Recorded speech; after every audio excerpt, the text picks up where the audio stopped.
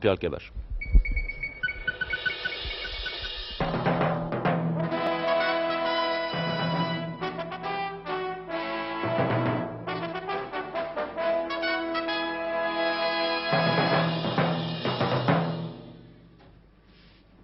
Mesdames, Mesdemoiselles, Messieurs, bonjour. 3 titres ce matin. Jean-Noël Augère, blessé au cours de l'entraînement, prendra tout de même demain le départ du slalom spécial, mais sa chute n'est pas faite pour arranger les choses. Marcel Cerdan, battu à Marseille par le Canadien Gray, il visait le champion du monde Napoles.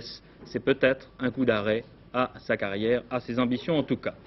Politique, M. Maurice Schumann, le ministre français des Affaires étrangères, l'avait annoncé hier soir.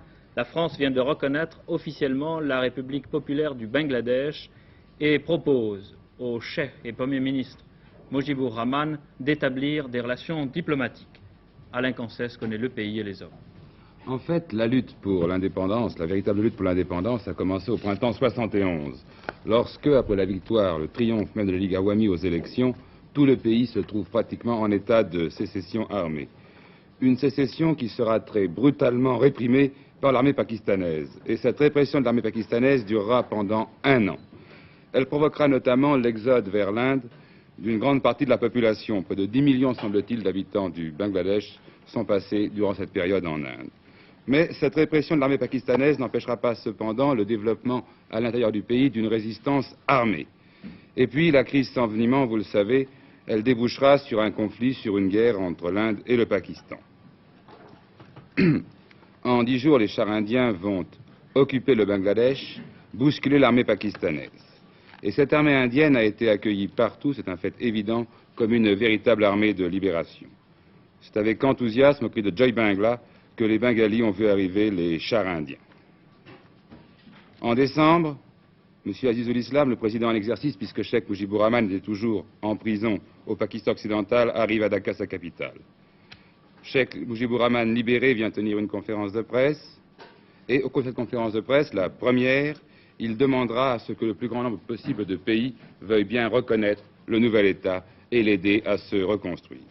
Depuis aujourd'hui, c'est officiellement chose faite par la France. Et tout à l'heure, le représentant à Paris du Bangladesh a publié une déclaration. Il se félicite bien entendu de la déclaration, de la prise de position du gouvernement français, de la reconnaissance de son pays, et ajoute qu'il espère que le gouvernement français apportera au Bangladesh son aide et son assistance économique afin que le Bangladesh puisse reconstruire son économie détruite par l'armée pakistanaise. Alors, quel peut être l'avenir du Bangladesh que vous avez vu naître dans la violence et la douleur? Eh bien, c'est un pays pour l'instant détruit. Il faut d'abord reconstruire une économie, et cela c'est difficile dans un pays essentiellement agricole où il y a beaucoup de destruction. C'est le premier point, reconstruire l'économie. Second point difficile aussi, construire l'avenir politique du pays. Quelle solution choisir entre la démocratie de centre-gauche, que semble vouloir Cheikh Mujibur Rahman, ou les tendances beaucoup plus soit communistes, maoïstes, qui existent dans le pays? On craint toujours pour ce nouvel État, c'est certain, une certaine violence, un affrontement armé entre les tendances. Et quelle est l'importance de la reconnaissance par les Européens et par les Français ce matin? C'est important, parce que ça permet d'abord, par exemple, dans le cas de la France, de nouer des relations diplomatiques. Ça permettra aussi à la France d'apporter officiellement une aide économique. Et déjà, une mission économique française se trouve à Dhaka. Enfin, c'est un point qu'il ne faut pas négliger, le français a une bonne cote au Bangladesh. Les alliances françaises, par exemple, dans différentes villes marchaient bien. Il est certain que c'est un pays avec lequel nous pouvons assez facilement avoir de très bonnes relations. Merci Alain Cancès. Le chancelier Willy Brandt a exprimé dès son retour hier à Bonn sa satisfaction après ses entretiens de l'Élysée avec le président de la République, M. Pompidou. La presse ouest-allemande estime d'ailleurs que les résultats du sommet de l'Élysée sont positifs et importants pour l'Europe. Et c'est un avis partagé par la plupart des pays du marché commun, par Londres aussi. M. Hiss, le Premier ministre britannique, prépare le prochain rendez-vous important pour faire avancer les décisions d'hier. Il recevra samedi et dimanche prochain le président Pompidou dans sa résidence des Chequers. En France, la semaine s'achève sur la confirmation d'une riposte graduée de la part du gouvernement et de la majorité aux attaques dont ils étaient l'objet depuis quelque temps. M. Chaban-Delmas va intervenir personnellement dans le courant de la semaine prochaine, à la télévision probablement. Il a en tout cas affirmé devant l'UDR hier qu'il ne se laissera pas atteindre par la calomnie. Au comité central de l'UDR, on a noté 2 sortes de commentaires, d'explications au malaise actuel. Pour M. Tomasini, il s'agit du 3e assaut après l'OAS et les gauchistes de 68 lancés contre la Ve République. Il prévoit une contre-offensive contre ce qu'il appelle la subversion. M. Robert Poujade, 2e sorte d'explication, pense lui que la situation actuelle est plutôt un épiphénomène de la crise rencontrée par une société en mutation. Je reçois cette information qui vient de Lyon. Le cardinal Renard, qui célébrait à la primatiale Saint-Jean de Lyon la messe annuelle de l'information sous l'égide de saint François de Sales, qui est le patron des écrivains, des journalistes et aussi des évêques, ce commentaire, le cardinal Renard a exalté l'indépendance nécessaire de l'information. Il n'est jamais normal qu'une presse soit asservie à l'argent, à l'idéologie sectaire ou au pouvoir étatique. Faut-il construire les prisons dans les villes ou hors des villes? L'exemple du soulèvement récent de la prison de Nancy, dans Nancy même, a en tout cas poussé tout le conseil municipal de Bois d'Arcy dans les Yvelines à protester contre la décision de M. René Pleven, le ministre de la Justice, de faire construire une prison modèle dans leur commune. Claude Guénière. Ce n'est pas la première fois que des contestataires pour manifester leur réprobation s'enchaînent. Disons qu'il y a eu les bourgeois de Calais. Ce qu'il y a d'insolite cette fois-ci, c'est qu'il s'agit de 22 conseillers municipaux de la mairie de Bois d'Arcy qui sont pieds et poings liés précisément pour protester contre l'implantation d'une prison sur le domaine de la commune. Alors, Madame le maire, pourquoi avez-vous des objections à l'implantation d'une prison? Eh bien, voyez-vous, monsieur, nous sommes dans le cadre de la ville nouvelle. Et qui dit ville nouvelle doit évoquer pour nous un cadre agréable.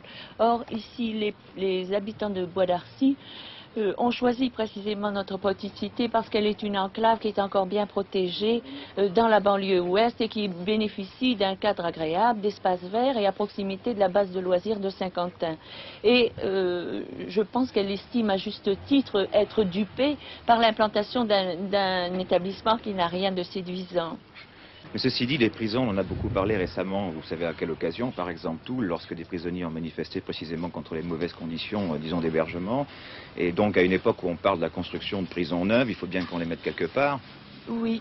Eh bien, nous sommes dans la zone d'influence également de l'école de Saint-Cyr qui fut désaffectée. Nous avons un certain nombre de terrains militaires qui se sont libérés après le départ de l'OTAN. J'estime que puisque nous ressemblons la population pénitentiaire de Versailles, de Rambouillet et de Chartres, il existe entre Paris et Dreux, par exemple, bien nombre de terrains désaffectés et qui pourraient être au moins à limite séparative de communes.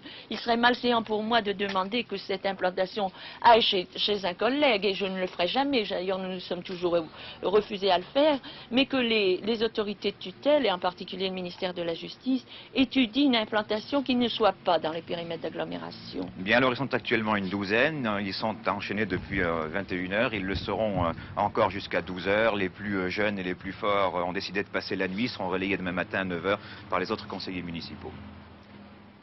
Une dernière nouvelle. Monsieur Jacques Chaban-Delmas, à Bordeaux, vient d'être réélu président de l'Association des maires de l'Aquitaine. Il a été réélu, encore une fois à l'instant, à l'unanimité. Passons à l'étranger. Les catholiques irlandais veulent recommencer Newry, dans le calme, bien sûr. Il leur faut d'ailleurs effacer l'échec de leur récente journée de désobéissance. Ils organisent demain, dans une autre ville du pays, une marche silencieuse et politique. En attendant, tous les yeux sont tournés vers Twickenham, où l'Angleterre, l'équipe même qui jouera dans 15 jours contre la France à Colombes, rencontre tout à l'heure les rugbymen irlandais, et je crois que c'est aussi un événement politique aussi bien que sportif. La preuve est donnée par Jacques Ségui sur le terrain. Les plus connus d'entre eux sont sans doute McBride, Kennedy,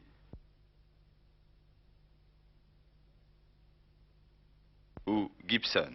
Le hasard veut aussi qu'ils soient tous Irlandais du Nord, mais ils ne veulent pas entendre parler de cette différence. Pour la Fédération irlandaise de rugby, il n'y a pas deux Irlandes, et elle ne veut pas briser la cohésion de son équipe. C'est pourquoi il y a une semaine, cette fédération irlandaise a refusé de s'associer à la marche de Newry. Nos politiques, disent les dirigeants, bien que cela signifie toutefois la politique de l'unité. Nos politiques, disent aussi les joueurs, qui feront tout, toutefois, pour battre les Anglais cet après-midi. Yes, we're going to go and try to win. Bien sûr, nous allons gagner. C'est toujours difficile à gagner à Twickenham. Ah, you speak French. Il parle français, c'est merveilleux, Kennedy. Il n'y a pas de problème dans l'équipe avec tous ces problèmes politiques. Pas de problème. Pas de problème. Pas de problème d'émotion, comme tout Irlandais le ressent. C'est une équipe de rugby, ce n'est pas un parti politique. Seulement une équipe de rugby. On n'essaye pas de savoir s'il y a des protestants, des catholiques, des Je gens ne du fais rien. Nord. Je ne fais rien. C'est tous mes amis, c'est une équipe pour le rugby. Le rugby est un sport, ce n'est pas la politique. Vous êtes de Belfast. Ah, de Belfast, oui. Merci. Bon, merci. Well done, Ken. Le soleil et la chaleur contre lesquels luttent ces bambins, il faut aller les chercher très loin, en Californie, au Maroc ou en Amérique latine. Le mauvais temps réapparaît en France et en Europe. Plusieurs régions de France, le Finistère, les Alpes, le Sud-Ouest par exemple, souffrent d'une véritable tempête aux conséquences parfois dramatiques.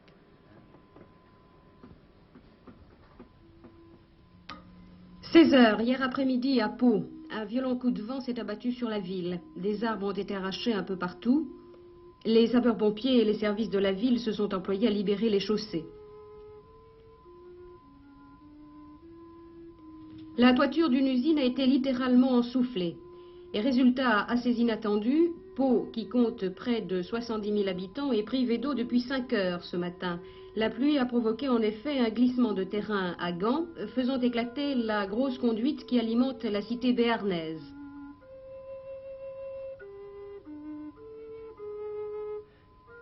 Autre conséquence de la tempête, une vingtaine de réseaux ruraux du téléphone sont en panne.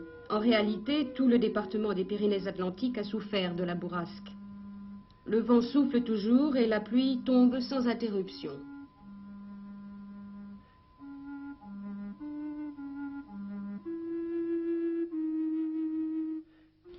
Pendant 48 heures, des trompes d'eau se sont abattues sur la Réunion. Un cyclone, Dolly, passait à moins de 100 km des côtes de l'île. En 12 heures, les spécialistes de la météorologie ont noté que 250 mm de pluie étaient tombés, soit approximativement le tiers enregistré en une année dans la région parisienne. Ce sont surtout les voies de communication qui ont le plus souffert, des arbres et des éboulements, coupé les routes. Des moyens importants ont été mis en place pour établir notamment la circulation sur la route du littoral, longue de 11 km et qui est le cordon ombilical de l'île. En outre, les voies de chemin de fer ont été arrachées par les flots et un tunnel obstrué par de gros blocs de pierre. Les dégâts sont très importants, on déplore également 5 morts par noyade et 300 personnes ont dû être évacuées. Après le passage de Dolly, les équipes de secours et du service de l'équipement continuent leurs travaux, mais le soleil est déjà revenu sur l'île de la Réunion.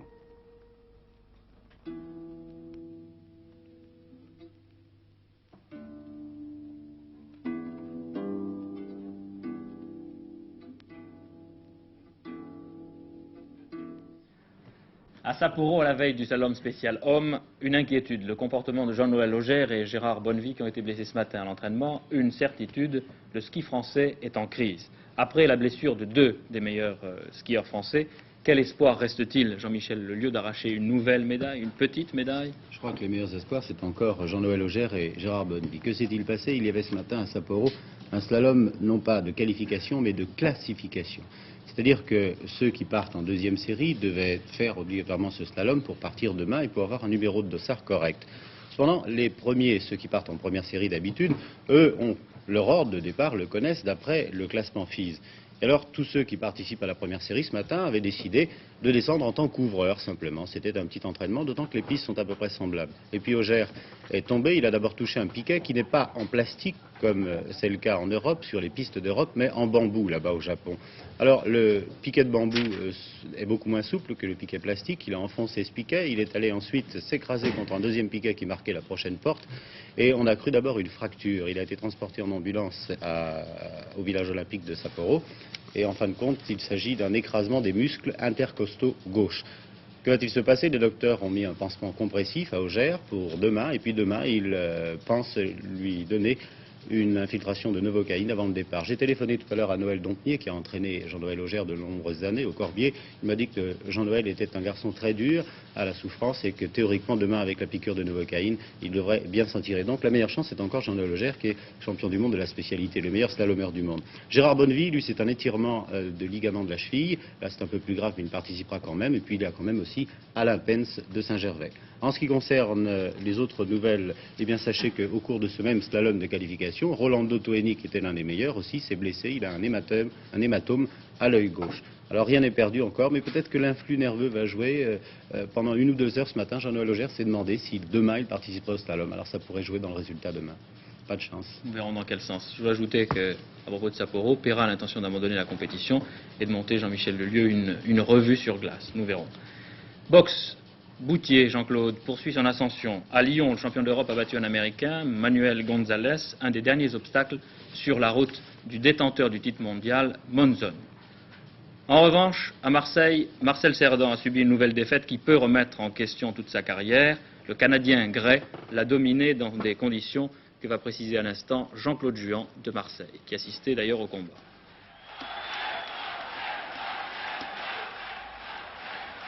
On savait hier soir que ce combat disputé sur le ring de la Salle Vallier à Marseille était important pour Marcel Cerdan et la suite de sa carrière. Clyde Gray, le boxeur canadien, supérieur en taille et en allonge, était également plus lourd que le Français, 64 kg 400 contre 65 kg 900. Clyde Gray, boxeur de couleur, 30 combats victorieux dont 20 réussis par KO, avait cependant un point commun avec Marcel Cerdan, Donato Paduano, celui-là même qui lui avait infligé sa première défaite. Voici le 8e round, un 8e round qui fut dramatique, car sur un terrible crochet du droit, Cerdan allait au tapis. Il était compté 8 par l'arbitre M. Tessoni.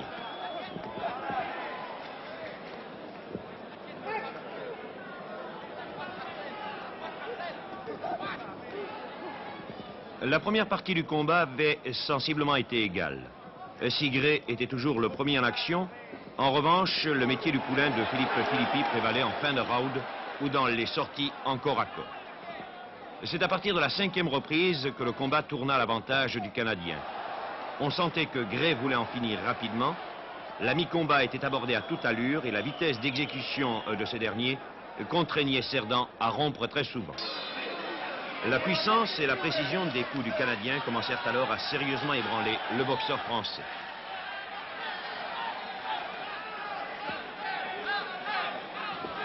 La fin du combat fut alors pénible pour Cerdan. Ébranlé, malmené, il résistait courageusement afin d'atteindre la fin de la 9e reprise.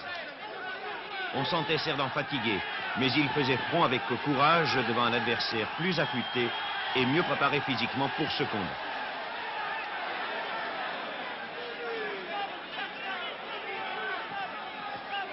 Dans le 10e et dernier round, Cerdan jetait alors ses dernières forces dans la bataille, mais il était trop tard. Il était nettement battu au point et très déçu, comme vous allez pouvoir le constater, par ce résultat négatif.